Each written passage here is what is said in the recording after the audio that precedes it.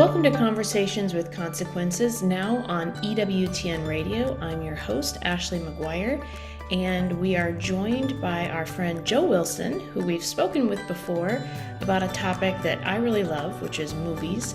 And it's a perfect time to be talking about movies because the Pope just released his favorite movies. And so everyone's kind of talking about the Pope and movies.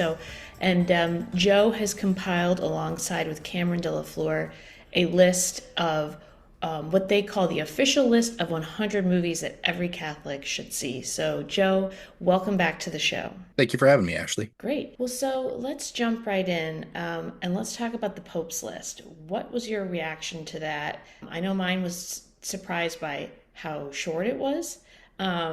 But also it had one of my absolute all-time favorite movies on there that I thought was a little bit of a surprise, which is Life is Beautiful. But I'd love to hear your reaction first. Yeah, my first reaction was the Pope has excellent taste. Three of the four movies are on our list of 100 movies every Catholic should see. So that was kind of a nice surprise and a good feeling for us that yes, we got it.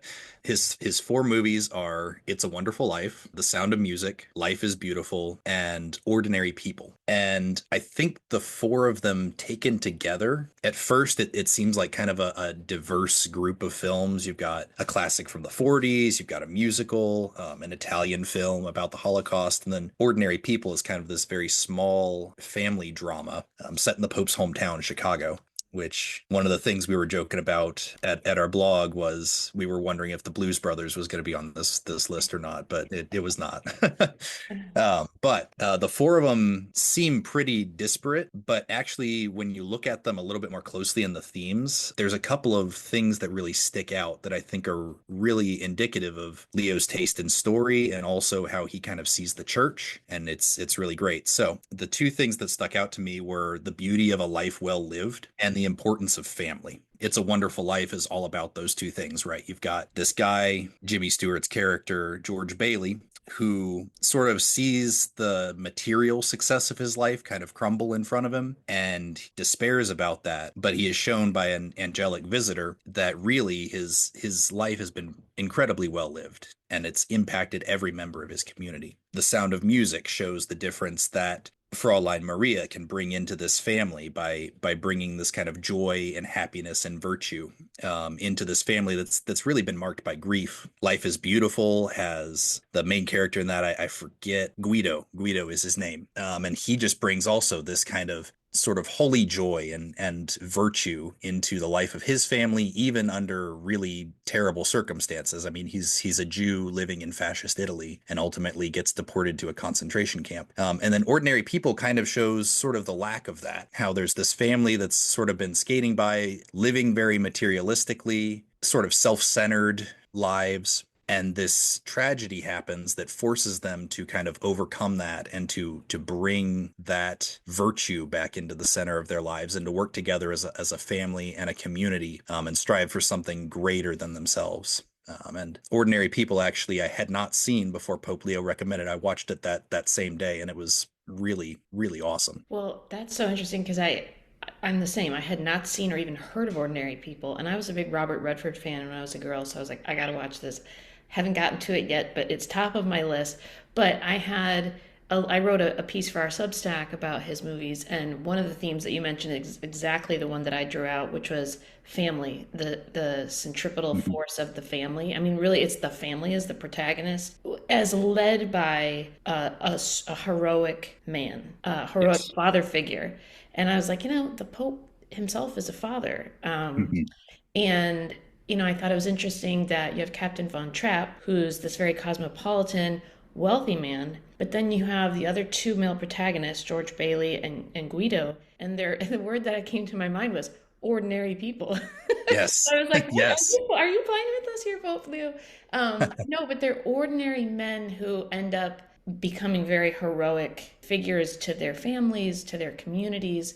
And I was really taken by that list. So I had kind of similar reactions. Well, let's talk about your list because I went back to it and I was reminded that I got to keep working through your list. But tell us how you got the idea to make this list, and what was the science to it? Yeah, so the science to it. There's not much science to it, to be honest, but we'll get to that. So this list kind of came together. We had a group of friends at Christendom College, which is where most of us went to college. And as we graduated and kind of moved away, we kept talking about film over email, over text, over chat groups. And this idea came up that there's not a book of like a book of 100 movies every Catholic should see. There's several other books that are out there in the more secular world for different genres. There's a really famous one called 1001 Movies You Should See Before You Die. And we were saying there should be one of these for Catholics. I was in grad school at the time. My friend Sam was still working at Christendom. He was the Rome coordinator at Christendom for a while. So he was very busy. I was very busy. All of our friends are busy. And as a grad student, I kind of knew how much work a book takes. And so I suggested to Sam, hey, instead of like trying to sit down and write this book and it'll take a couple of years and we'll get really excited about it at first and then kind of drop off, I said, what if instead of doing a book, what if we did a Substack blog? And what if we did just one a week? That one post a week is pretty achievable, I think. And that will build up this sort of list, and then we can publish it as a book or we can leave it as a blog, however we want to do it. And that's kind of how it started. And that was nearly 3 years ago now that we started. And at first it was just sort of something for us and our friends. We started, other people found it. It started kind of taking off, and we're really proud of where we went with it. But the funny thing is, we didn't start with a list of 100 movies that we were then working through. We started with, we probably had 25 or 30 that we knew had to be on there. But then we opened it up to our friends and we said, hey, if you think there's a movie that Catholics should really see, if you've got a good take on one of these movies, pitch it to us. Give us an article. We'll read it, and if we think it does fit the mission of the blog, we'll post it. And so that's why the list is not ranked. So if you look at it, it might look ranked at first because A Man for All Seasons is the first movie we started with. But as you go through, you kind of see, okay, Passion of the Christ is way down the list. Ben-Hur is number 100. There's different things, and we tried to time it so Passion of the Christ released on Good Friday one year, for example. We did It's a Wonderful Life at Christmas time. So there's not a ranking to it. It's just sort of as we were moving through the list, as people were giving us ideas and pitching articles, we picked it up, we published them, we got through the 100, and we didn't miss a week in the first 100, which we're really proud of as well. And it accomplished exactly what we wanted it to, which is we got through the whole 100 movies. We got a really great review and sort of deep dive into each movie, and we actually finished it. And we're very proud of that. Now we're a third of the way through our second 100, so we're still going strong. Well, it's a great service because as a mom to five kids, including a teen, tween, an older elementary, finding quality movies to watch. I mean, we try to do a family movie night every Friday night, and we very quickly exhausted what we felt were, when we first started doing this, kid movies that were clean and not woke. So then we started turning to old classics like Sound of Music. And interestingly, one night my husband, you mentioned Ben-Hur, suggested the movie Ben-Hur. And I said, are you nuts? You think our kids are going to sit through a 4-hour movie? And they were wrapped. And that started to transform the way we approached watching movies. And we have found, and it's funny, I went to look at your Substack when I was pulling back up the list, and I noticed you did a review of Zootopia too. And we just took our kids to see that in the movie. I agree with you, you know, Mm-mm. and didn't capture their attention in the same way that another movie that I had since watched from your list that we hadn't the last time you and I spoke, which was Cinderella Man. Again, a movie that you think this is too heavy for an 8-year-old boy. It's a Depression era movie about a boxer, and oh my goodness, the kids, we watched it, and I think a few weeks later they said, can we watch it again? So, talk a little bit about what your thoughts are on that and kids and kind of like our entertainment culture and what our expectations should be of children and movies. Yeah, that's something that I'm really passionate about. Right out of college, I was a teacher, and so I think about that a lot, about um, how to convey some of these really deep things to kids, what is appropriate for a kid at what age, and things like that. And it's something that we did think about when constructing the list. Now, a couple of movies did squeak by that I would not suggest for family movie night necessarily. But most of them we did try to make sure this is something that if a Catholic family came across this list, was looking for something, they could pick something off of here. And for the most part, it's going to be something that the whole family can enjoy. And I've found when working with kids, especially with tweens and teens, they can often handle sort of thematically more than you give them credit for. So like with Cinderella Man, for example, the way that that family is going through some struggles because of poverty, because of whatever else. Um, it's a movie that I saw I think as a teenager, and I loved it. It's something that these kids, they can pick up more than you think of thematically. Now, obviously, you don't want to throw ultra violence in front of your kids. You don't want to get too deep into more sexual topics, but themes like this often we don't quite realize what our kids are ready for. And if you put something great in front of them, something that you know is clean, but might be a little deeper, often they'll pick up on it and they'll love it. And the stuff that they don't get just kind of goes over their head, and they stick with the good storytelling, the beautiful imagery. Cinderella Man is a boxing movie, and so an 8-year-old boy, even if he's not getting all the stuff about what the depression is doing to this family, he's going to enjoy the fight scenes. And there are kid characters in that one to kind of relate to as well. You think about something like It's a Wonderful Life, which a lot of families watch around Christmas time, going back to the Pope's favorites. That's got a lot of really heavy stuff in it. There's a lot going on in that movie that you just don't pick up on when you're a kid and you're watching it for the first time. The Sound of Music. You've got the great music, the kids and this family coming together and singing. They pull pranks on each other. Um, there's a lot of joy there, but also there's kind of a darker undertone with the approach of Nazism. And so I really do think I'm proud of our list, and I think that for the most part, I would say probably 9 out of 10 of our movies, you can put them on for family movie night. They're going to be great. They're going to be clean. Um, and the kids are going to be engaged. And some of the other 9 out of 10, um, the reason the kids won't like them is because it's a foreign film or something. They won't quite get as engaged with that. But there's really only one that I can think of that kind of slipped through that's maybe a little bit too violent. But other than that, off the top of my head, I think all of our films, they're great for exactly that sort of thing. You're so right. And I was remembering when I saw Life is Beautiful on the Pope's list that I was 13 when that movie came out. I actually went up and checked the year because that was the first. I loved that movie so much that I went and took my own money and went down to Blockbuster and bought it. I didn't rent it, I bought it after I'd seen it because I was like, I'm going to watch this movie. It's so funny now, I couldn't even watch it if I wanted to in that format. I have to buy it again. But I was 13 and it Yeah. just, I was able to process and think about, and I think that movie is a good introductory Holocaust movie for Yeah. younger audiences because it's not so disturbing and graphic as others.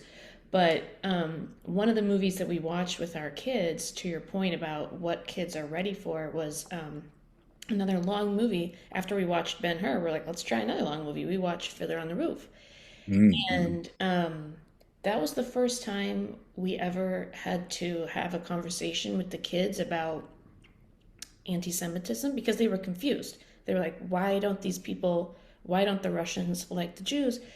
And we kind of had an introductory conversation about that. And then 1 week later, October 7th happened, and it was Ooh. on the front page of the newspaper. And my kids were able to, gosh, I get emotional. Yeah. It helped them to understand. Yeah. On a less heavy note, let's talk about Christmas because It's a Wonderful Life is a regular. It's we have a few movies, many of which are on your list that are annual movies in our family. That's one of them.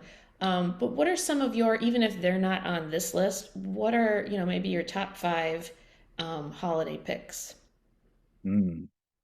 Top five. Let me think. That's hard because I love Christmas films. Christmas is my favorite holiday. Growing up, that was kind of the big time, both for family but also for church. I was in our church choir, and we did a lot of Christmas carols before midnight mass, and so that was a big part growing up. And Christmas movies were always a part of that. It's a Wonderful Life, definitely up towards the top there. You really can't beat it for really diving into the true meaning of Christmas. There's a lot of Christmas movies out there that go into the more commercial aspect of it, and I don't think that that's necessarily always problematic. I like giving gifts. I like receiving gifts at Christmas, um, but It's a Wonderful Life gets back to that true meaning, which is looking at imitating Christ. My post for the It's a Wonderful Life on 100 movies goes into that, about how George Bailey is a Christ figure. He suffers for his family. He suffers for his community and is always sort of pushing for that. So that's one that I always love watching around Christmas time. Another big one for my family was White Christmas, with Bing Crosby and Danny Kaye. Um, Another musical, just something that we always really enjoyed as a family, getting together and seeing. Um, and one that my wife's family also is a classic there. So that was something that we really enjoyed bonding over. Um, there are a lot of adaptations of Charles Dickens' A Christmas Carol. My favorite one was done in 1984. It stars George C. Scott. And that one really kind of also encapsulates kind of the meaning of that book, the meaning of Christmas, how it's not sort of something that you can buy, something that is purely material, but that it's a time for reflection, a time for going out of yourself and being generous, being charitable, being merry, because, of course, we have a reason to be merry now that Christ is born. Let me think. That's three. The Charlie Brown Christmas special Mm. always kind of rolls around. That's a short one, but literally explicitly Christian. That one, something that you wouldn't see on television these days from a cartoon. Linus reads the gospel story, and that's what kind of lifts Charlie Brown out of this kind of seasonal depression that's brought on by all that consumerism. It wrestles very explicitly with that, and again, it's something that it's a kid's cartoon, and yet it's wrestling with these very deep adult emotions, things that we're dealing with as we grow up. Christmas is very simple as a kid, but as an adult, you start seeing kind of this different tension, and so that's something that special does really well, I think. And finally, The Miracle on 34th Street. Mm. I'll go with that one. That's one that really, it takes Santa Claus. He's kind of the center of that story. Um, and it digs deep and it finds Saint Nicholas under Santa Claus. And there's a particularly great scene in the 1947 version where the real Santa Claus, Kris Kringle, is acting as a mall Santa. And he's talking to all these kids. He's bringing joy to these kids. And there's this one kid who's in line, who is from the Netherlands. I think I think she's a refugee from the destruction of World War II. And the adult that's with the kid says she's not going to understand what's going on here. She doesn't speak English, but she saw you and she really wanted to come meet you. And Kris Kringle starts talking to her in perfect Dutch, and he sings this Sinterklaas song with her, from her own culture. And it was this sort of moment of magic where this kind, loving embodiment of Saint Nicholas is reaching across and making these sorts of Christmas miracles for someone who was not expecting to meet Sinterklaas that day. And I really, those five, I want to say they're all fairly old actually, now that I think back on it, but those are some of my personal favorites. No, I that think Pope Leo actually has a list of Christmas movies he recommended to like 10 or 15 years ago, back when he was Father Prevost. I'll have to look that up and send it to you. that 1947 Miracle on 34th Street was another, like, when will I learn my lesson? Because I was like, the kids aren't going to want to watch a 1947 movie. Well, let's watch the new one. I've heard people say the new one is actually a pretty good adaptation, but again, they loved the old one. Um, so there was one movie that caught my attention, a bit of a surprise, and yet not in some ways, which is The Godfather. Mm. I'm Mhm. married to Italian, and we probably watch The Godfather 3 or 4 times a year. Usually because it's just on, it's just always on. Like if you Yeah. go through the channels long enough, The Godfather's on, and there's never anything good on. But coming on the holidays, I feel like it's always on at Thanksgiving, it's always on at Christmas. I could see people being like, "This is a horrible movie," and that may be the one that slipped through that you said, because of the violence. But um, and yet I can see thematically why. So tell us why that one made it on the list. Yeah. That is one where it's sort of a controversy in Catholic circles. As you kind of say, there's people who say, "Oh, that's a horrible movie. It's terrible," and some who say, "No, this is actually a really deeply Catholic movie in some ways." And it was made by Francis Ford Coppola, who's raised Catholic, sort of lapsed Catholic, but always keeps that culture and that mindset with him as he makes his films. And the great thing about The Godfather is it's one of these stories where you see how vice can actually corrupt and ruin a good person. Mhm. So Michael Corleone, he kind of starts out as this young, kind of optimistic person. He wants to get out of the mafia, out of the family business, right? He's That's my dating. family. That's not me, Kay. Yeah, exactly, exactly. That's what he's trying to say.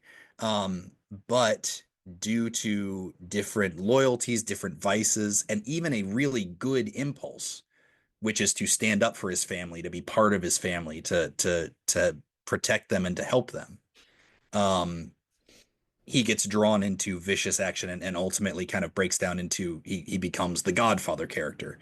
And you have that wonderful and awful juxtaposition of the baptism scene where he's there, he is literally doing he is participating in a sacrament. He is becoming the godfather for his nephew, while at the same time he's ordered all these hits on some of his rivals. And ultimately, if I remember correctly, he ends up killing the father, the natural father of his godson.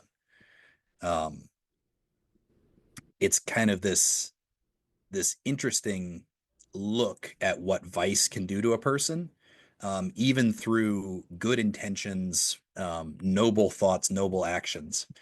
And it's a good warning for all of us to kind of look at that and to see, always interrogate your actions, even beyond your motivations. The end don't justify the means. Um, Look at that, because you might be walking down a bad path without knowing it. But then on top of that, there's even some nobility and some things to admire about these mobsters, right? Don Corleone, he's got these lines that he won't cross, right? He won't go into drug dealing because he knows it will destroy his community. He sees himself, even though he is a criminal, a very violent man, as someone who is a protector, a sort of shield over both his family and the wider kind of Italian community in his city. And so there is nobility there. There is things to admire, as well as a darkness that you've got to see. Okay, these two things can coexist, nobility and vice. You can admire someone who is vicious, but you have to look at that and you have to see, okay, that vice is eventually going to take the nobility down. These people all end up dying violently. They all get brought down. They all get pushed out, betrayed, backstabbed. And it's that very vice, that tragic flaw that's in them, that always ends up bringing them down. And so I think that it functions very similarly to some older classic like Greek tragedies, Mm. or you have a noble character who has a flaw, a vice, and that vice is what brings them down. And on top of that, it's just a really great piece of storytelling, well told, beautifully shot. That's something that we always tried to privilege in our list as well. Is we're not looking for stories that just have a good message. There's lots of stories that have good messages that frankly aren't very good. They just the filmmaking doesn't hold up. Um, and so when we see a movie that has this sort of care in it in the story, but also the care in the presentation, that's what we're looking for the list. And I think The Godfather really hits both of those. Well, I feel like I could keep talking to you about this all day. I didn't even get to science fiction, which is my favorite genre, so we'll have to have you back. But where can our listeners go to find your list and your commentary on films and anything else you're doing? So our main place is on Substack. You can go to 100catholicmovies.substack.com. That's 100catholicmovies.substack.com. You'll find our list. We have an ongoing list of movies we recommend every week. We also do reviews of new movies. We have a weekly watches section if you want to support us financially, where we just give sort of quick reviews. They can be either positive or negative for different things we've watched that week. We also have a YouTube channel. You can find us there under Reconquista Media. We haven't been active recently, but we're hoping to ramp that up again soon. And those are really kind of the two main places you can find us. So, but the main place is the Substack, 100catholicmovies.substack.com. Joe Wilson, thanks so much for joining us today. We'll talk to you again soon. Thank you. God bless.